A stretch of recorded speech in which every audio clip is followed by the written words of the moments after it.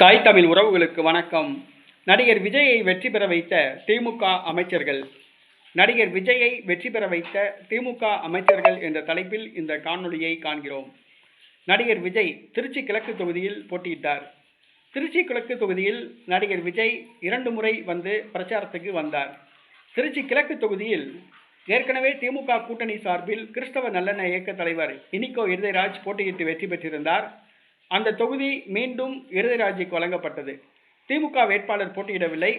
திமுக கூட்டணி கட்சி வேட்பாளர் இனிகோ இருதயராஜ் போட்டியிட்டார். இனிகோ இருதயராஜை கூப்பிட்டு மு.க. ஸ்டாலின் அவர்கள் திருச்சி கிழக்கு தொகுதியில் விஜய் தோற்க வேண்டும், நீங்கள் தான் வெற்றி பெற வேண்டும், நீங்கள் வெற்றி பெற்றால் திமுக ஆட்சி அமைந்தவுடன் உங்களுக்கு அமைச்சர் பதவி வழங்கப்படும் என மு.க. ஸ்டாலின் கூறினார். உடனே மனம் குளிர்ந்து போனார் இனிகோ இருதயராஜ். தேர்தல் பிரச்சாரத்தை தொடங்கினார். ஆனால் இனிகோ இருதயராஜுக்கு திருச்சி திமுகவினர் தேர்தல் பிரச்சாரத்திற்கு ஒத்துழைப்பு தரவில்லை. திருச்சியிலே 2 அமைச்சர்கள் உள்ளார்கள். ஒருவர் கே.என். நேரு, மற்றவர் அன்பில் மகேஷ் பொய்யாமொழி. இந்த 2 அமைச்சர்களும் இனிகோ இருதயராஜுக்கு வேலை பார்க்கவில்லை. தேர்தல் செலவுக்கு பணம் தரவில்லை. அந்த தொகுதியில் இனிகோ இருதயராஜ் வெற்றி பெறக்கூடாது, தோற்க வேண்டும் என அவருக்கு எந்தவித உதவியும் செய்யவில்லை. ஆக இனிகோ இருதயராஜ் தோற்க வேண்டும் என்று சொன்னால் நடிகர் விஜய் எளிதில் வெற்றி பெற்று விடுவார் எனதான் அர்த்தம்.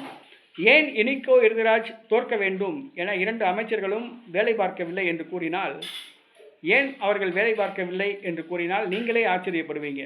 ஏன்னா மு.க. ஸ்டாலின் என்ன சொல்லியிருந்தாப்லனா, நடிகர் விஜயை தோற்கடித்தால் உங்களுக்கு அமைச்சர் பதவி வழங்கப்படும் என இனிகோ இருதயராஜ்கிட்ட மு.க. ஸ்டாலின் கூறியிருந்தார். ஏற்கனவே திருச்சியில் 2 அமைச்சர்கள், அன்பில் மகேஷ் பொய்யாமொழி, கே.என். நேரு. அப்போ இவர் விஜயை தோற்கடிச்சா இவருக்கு அமைச்சர் பதவி கொடுத்தா திருச்சியில் மட்டும் 3 அமைச்சர்கள், திருச்சிக்கு மட்டும் 3 அமைச்சர்களா அப்படின்னு ஒரு கேள்வி வரும். அப்போ ஏற்கனவே உள்ள 2 அமைச்சர்கள் கே.என். நேரு, அன்பில் மகேஷ் பொய்யாமொழி 2 பேர்த்தில் ஒருத்தர் அமைச்சர் பதவியை இழக்க வேண்டியது வரும். இதனால் இந்த 2 பேரும் பயந்துக்கிட்டு இனிகோ இருதயராஜ் ஜெயிச்சா அவர் அமைச்சர் ஆகிவார், நம்ம அமைச்சர் பதவிக்கு ஆபத்து அப்படின்னு கருதி இனிகோ இருதயராஜ் வெற்றி பெறக்கூடாதுன்னு அவருக்கு திமுகவினர் தேர்தல் வேலை பார்க்கவில்லை. 2 அமைச்சர்களும் வேலை பார்க்கவில்லை. ஆக நடிகர் விஜய் எளிதில் வெற்றி பெறுவார். வெற்றி பெறுவது உறுதி என சொல்லலாம்.